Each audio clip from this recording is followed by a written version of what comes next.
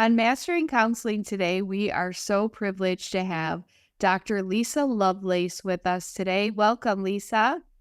Thank you. It's so nice to meet you and good to be here.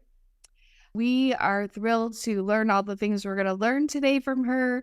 She is a clinical psychologist and the founder of Synergy eTherapy, which is a telemental health group. And she also has a newer initiative where she is the co-founder of Shout Out Loud, which is a charity dedicated to suicide prevention. So she has a lot of work that she's doing. And thank you for giving us your time today. Why don't you just kind of tell us about your Synergy eTherapy practice and what that looks like? Yeah, well, thank you. It's funny, the term e-therapy, right? Because now it's just not something that's used as much. But way back in the day, way before COVID, I moved back from New York, which is where I did my internship. I did a 2-year fellowship. I worked for several years on a SAMHSA-funded grant for teenagers and substance use. So I was there forever after my doctorate degree and got my license there. When I moved back home to Minnesota, this is my hometown, Mm. and I grew up in, I was like, well, why would I want to keep my license in New York and pay that money if now I have to be licensed here? And I decided on my own to just keep it. And I was going to see some of my clients at that time. This was, 2012, 2013 through like Skype. Oh, awesome. And that's all we had back then. I would get Yeah. phone calls. So I created this little website called Dr. Lisa eTherapy. And I just started dabbling in it. I had not a clue what I was doing. I had no mentors. There was no, now you could find a rock and throw it on telehealth, and you can find a, telehealth hub or a practice or a business. Yeah. Back then, there was no real model for it. So I just kind of thought I would do that and see how it worked. And several years later, I was doing some research at the University of Minnesota here, and I had some colleagues that also wanted to do what I was doing. Mm. So we went to Panera, and Andrea Botsit to this day is still with me in Synergy, and she's like, teach me how to do it. I said, well, why don't we work together since we already work well together? And I rebranded. I came up with this concept of like a group that's fully online, and we grew pretty quickly because nobody was really doing that. A lot of people working in clinics or research, they didn't want their own brick and mortar Mhm. practice, and they found out about me. And I basically, it's kind of like a co-op in a way. Like I take them in, and they contract me to get them all the apps and to teach them and coach them. And then I contract them to take some of the overflow with EAPs and different things that we're in. Yeah. And just kind of the marketing. So it was a really new concept, and it was just really fun. And that's where Synergy eTherapy was born. And for whatever reason, to this day, everybody calls us eSynergy. I think because of eHarmony. Okay. I don't know. I should have branded differently, clearly, but it's so funny now. I probably would have a different name, but we've gotten, to be known and recognized Wow. nationally. Forbes picked us up in 2023 and 2024 just organically. We didn't even know about it until I had a Google alert let me know somebody had written about Synergy eTherapy, and I thought it was spam because, Oh, like, yeah. why would Right. Forbes pick us up? We're just a mom and pop shop. So it's been a really fun ride. Yeah. No, when I was, reading about you and the work, it's definitely very big. A lot of time when we talk to clinicians, they may be licensed in one or two states. Some people are branching out, but this is really big. And I just clicked on, teenager and what they needed. And it's like nearly every state, I think, popped up. Like you have people everywhere, it seems.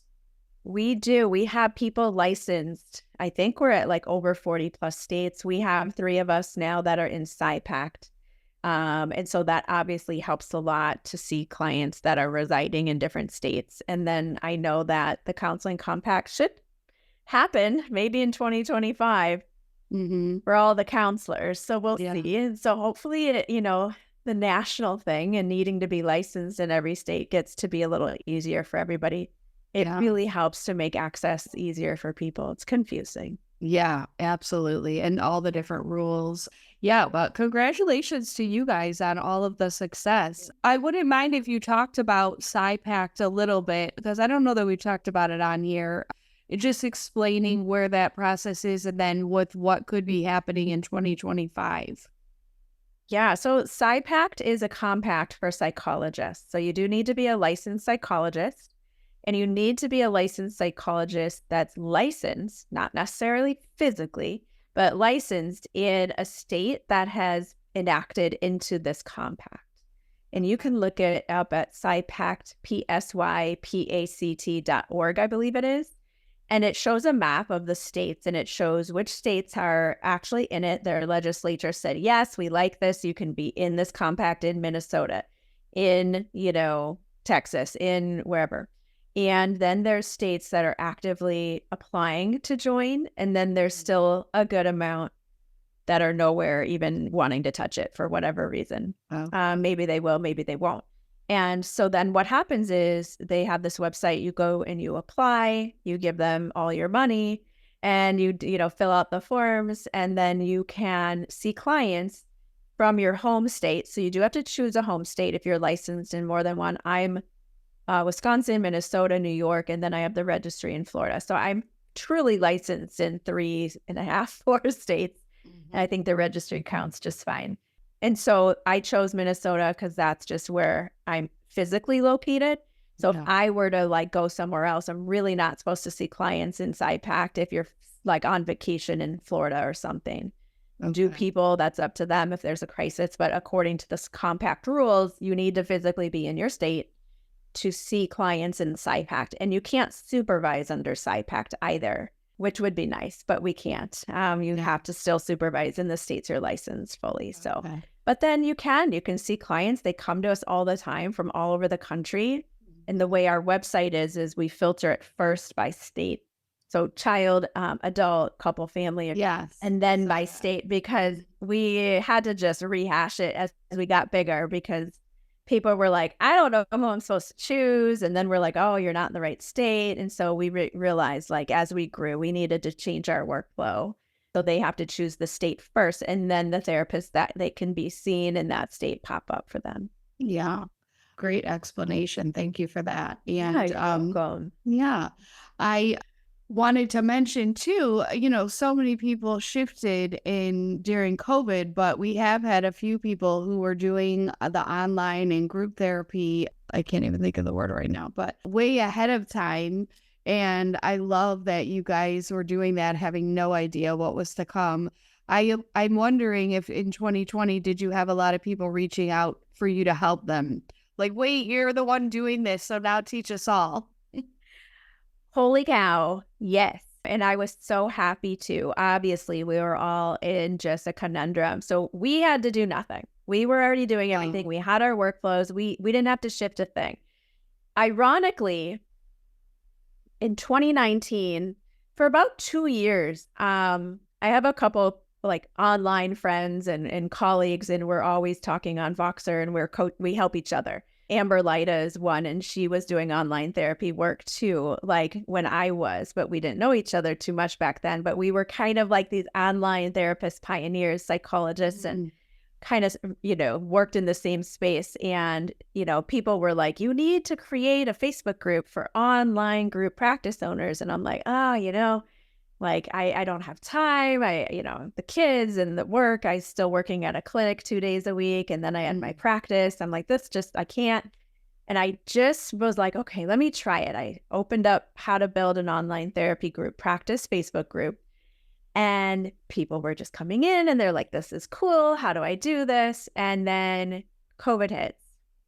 And everybody had found out about it. And I was already starting to do consultations for therapists wanting to expand online, but it just was bananas. I wasn't even just helping the solopreneur.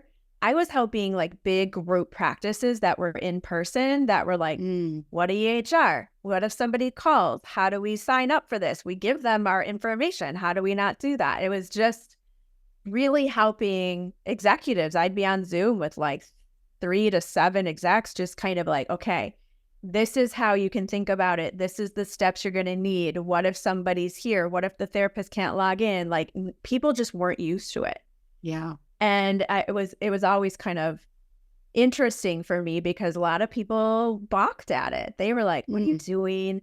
This Yeah. isn't good therapy. It doesn't work. Like you can't connect with people and do CBT online. I'm like, but it does work. And I am seeing clients and they are getting better. And like, I don't physically touch my patients. So I'm not sure what the deal is with the Yeah. energy. Like I don't, so Yeah.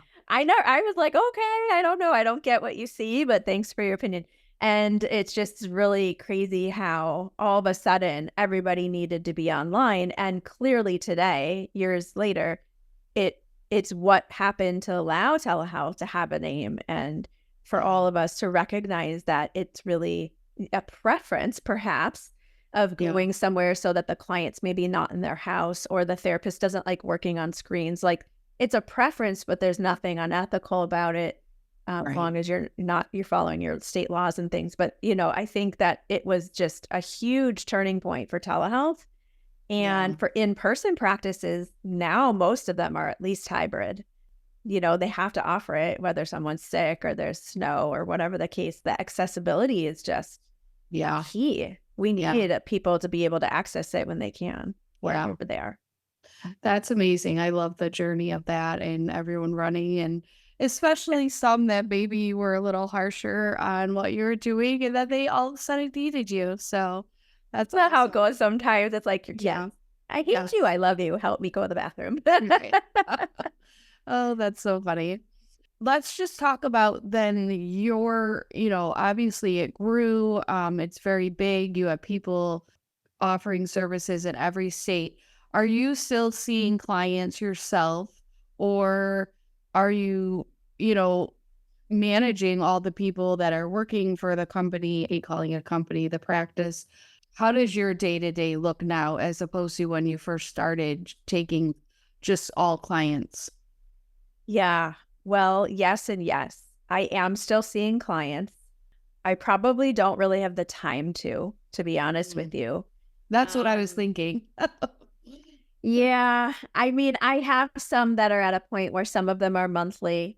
I have some that are every other week. And then I do have probably a handful that are weekly. So I still see on average about 6 to 9 clients a week, which may not sound like a lot for most therapists, but for my life and the what I'm running with the practice, it's a lot because you have to switch your brain. You have to do your notes. You have to attend to your clients, which I love to do if they're my clients. They get that concierge in between sessions. We do texting if they need to question about something or they need help with something. I don't do text-based therapy, but I'm there for them. And I haven't taken new clients in a little while. Mhm. So it is about kind of like, okay, like where are we at in our journey and, helping them to realize their strengths and what they've learned and to be able to kind of reduce the sessions. So at some point in the next year to two, maybe we'll see if I can start to kind of dwindle that even more. I would like to be at a point where I don't see clients, or maybe I just have one or two if needed, to keep my clinical skills sharp. But running the Mhm. practice day to day, it is a 24/7 job. I do Mhm. have 3 amazing support staff. Mhm. Um, Nobody that's like full time. I have somebody that helps with like financials and social media. Another one, kind of the emails and some of the day to day stuff, financials, kind of random things. Another one that helps with website, tease up some of my emails and stuff for like my side hustles to therapists or to the community. But nobody that is like kind of with me 40 hours and clones everything that I need done. So I still feel like I work a lot all the time, but I also get to pick and choose my own schedule. When do I schedule things? When do I see clients?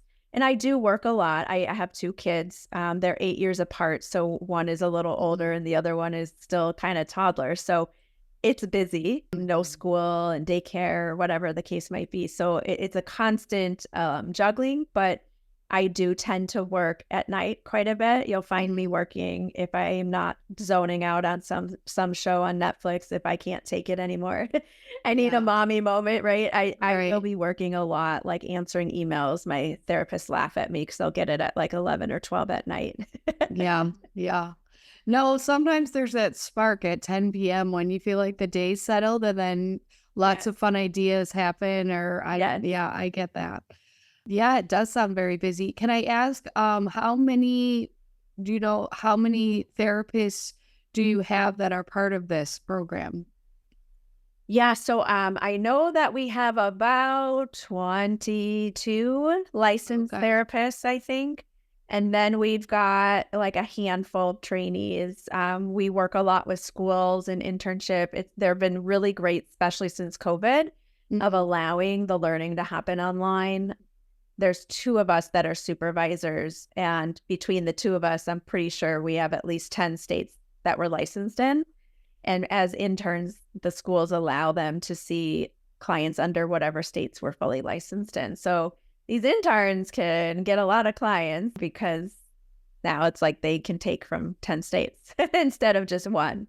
And, we don't have too many insurances. We can bill trainees under Blue Cross in Minnesota, but I know that most states don't always allow supervisory billing. So you really have to be careful with that stuff. But and always getting things in writing. And I know Cigna is an easier one for associate level, but not always for interns. So, Mm. understanding your laws around insurance, if you're doing state funded Medicare, Medicaid, or if you're doing commercial insurance. So it's always like constant learning as Yeah. we like grow and expand, and we try to get new ideas in order to have partnerships. We have 3 colleges in Iowa that we work with as an like we're kind of their external provider. And, we work with schools in Illinois through a partnership with Zebra Digital Health. So I'm constantly like, here's your smorgasbord of EAPs to all the licensed Mhm. therapists of like, you can kind of join anything that fits or works for your schedule or has the right age for the clients that Yeah. you want to see. So I'm kind of like a conduit of like helping them to create their own online practice, but it's Okay. within this like comfort and group type setting, but everyone's very independent, which is really nice. Yeah. I Best of love both it. Very worlds. cool. Kind of a safe space to land, but then get to make it your own with Yes. some structures around it. Are Yes. you the main HR person? Like, do you personally interview all the therapists that want to join? It is me. Yes, Okay. I'm very picky. Yeah. I've had some hiring fails. Not that they Mhm. were necessarily like a bad person or something, but just like what I offered, what they were needing, maybe wasn't a good fit. And Yeah. learned a lot along the way over the years. So Yeah. now I've honed in on exactly, especially with the change of COVID and the rise of all the tech companies. It's like, how do people do that now with like, I'm working at a clinic and then I'm on this platform, that platform, and then I have this and that, it's trying to figure out how to make it work for them Yeah. and for me so that they're getting their needs met and so am I. Right.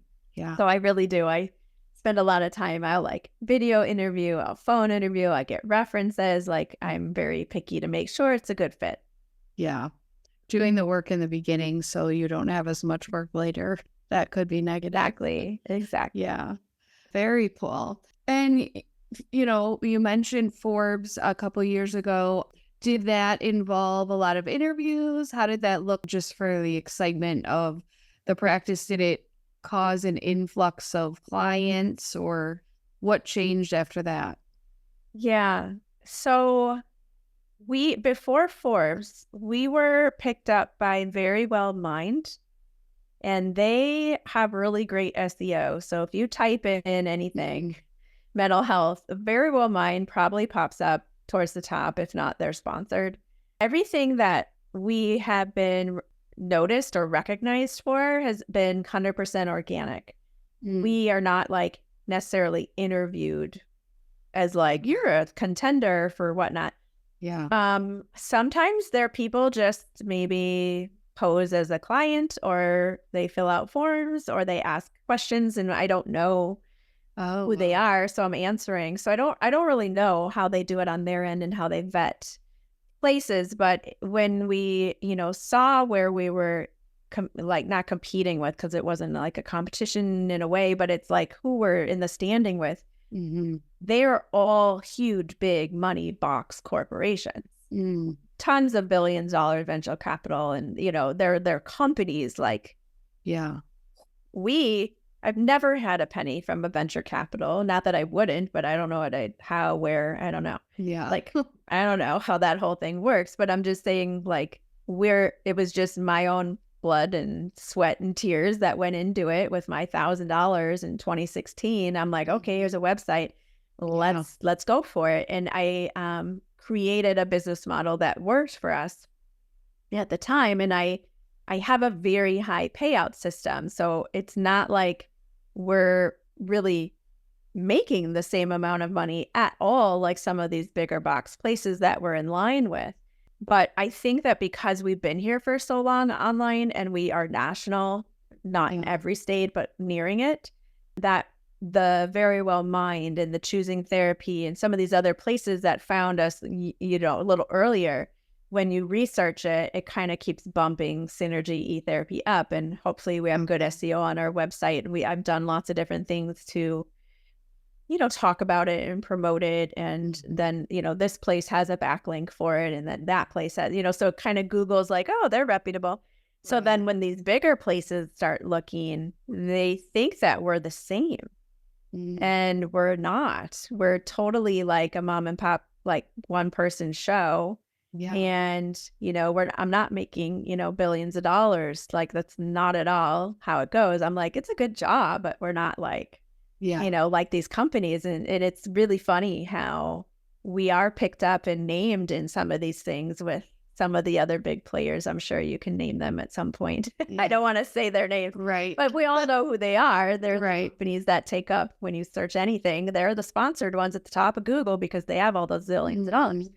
So it's been a fun ride. We've not paid for anything. We don't have the money to even do so. I wouldn't want to. And so it's all been organic. And, they might ask follow-up questions later. Like, you were on the 2023. What states are you in now? Do you see kids with autism? They might ask follow-up questions since we've already been recognized. Yeah. And then we were 2023 and then now 2024 for like kids and teens and things like that. So they have different best of categories. So it's been super fun. So I'm sure that we get traffic when people Google and they go to the Forbes or they went to the Very Well Mind a couple years ago, and then it links to us. You can kind of see where the links come from. And Very Well Mind was a big one years ago. We got an influx of kids, parents calling for their kids, and it was just crazy. It was just a lot. Yeah. Yeah.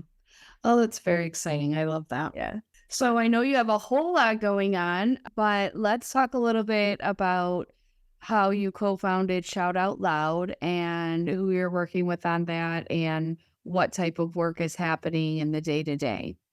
Yeah. So Shout Out Loud is local here to Minnesota. Truly where I live, which is in the Minneapolis, Twin Cities area. My husband and I needed some headshots years ago, and he knew of a lady. Her name was Laura Dizzen. At the time, she owned a little photography, business. And she came to our house, took our headshots, and we just started talking about my work as a psychologist. And she told me she lost her brother to suicide. And at that time, it was only like 4 years prior. So it was still very fresh. And this was maybe in October or November. And we just got along well. And we just said, you know what, let's do something about this. Let's combine forces. I've got the clinical experience.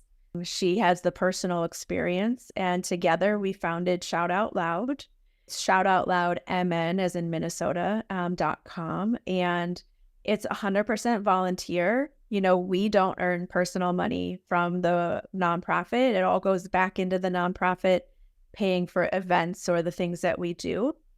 But our purpose is to really start to get curriculum into the local school system here, kind of like the DARE program used to, like don't do drugs, and whatever. But we're just kind of like that idea, but not that idea of like, having mini Shout Out Loud events in different school districts. And our Shout Out Loud event is once a year. It's coming up September 28th this year locally. And we have food trucks. We have vendors that are businesses, mental health, physicians, accountants, everybody. It's like, doesn't matter who you are.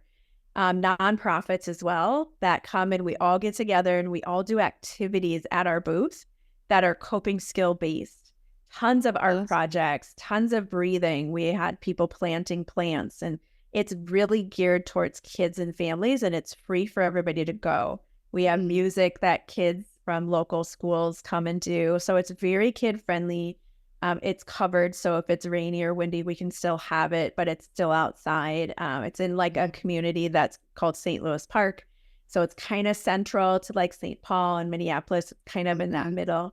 Yeah. And we just go from 11 to 3 and we're usually on the local news and promoting it the day of or a few weeks before. And I'd say that we're well known now. We've been doing it for, about 5 years here in the Twin Cities. Yeah, it's really about suicide prevention and awareness, and Shout Out Loud is the name, but it's kind of that tagline is we want people to shout out loud, with people that need help, people, yourself if you need help, of like, where do we go? What do we do? So we've got boxing, so it might not be therapy. Therapy's not for everybody, as we know. So it's giving them skills, places to go, resources in the community, letting people know we're all here to support you as you grow. Yeah. That sounds awesome. I love the hands-on approach. Instead of handing people another business card or pamphlet, it's like, here, no, actually do this. And if you like it, you can do it again when you're having a bad day or whatever it is. That's great. 100%. We've got so many things that have to do with body work. We've got yoga people there on the ground. We're like doing yoga with the kids and we're teaching them. We've got Hope Speaks, and they talk all about like racial inequalities and like learning to love the skin you're in, so that we have a huge mural and they have people choose the hand paint that they feel matches their skin, and then all the kids put paint and it goes on the mural. So it's just like a really wonderful, warm, welcoming event and fun for the kids. They can leave with lots of food and candy and prizes. Yeah. And coping skills. Yeah. Around here, I've gotten to go once to a 2-day training. We have something sounds similar called Kevin's Song.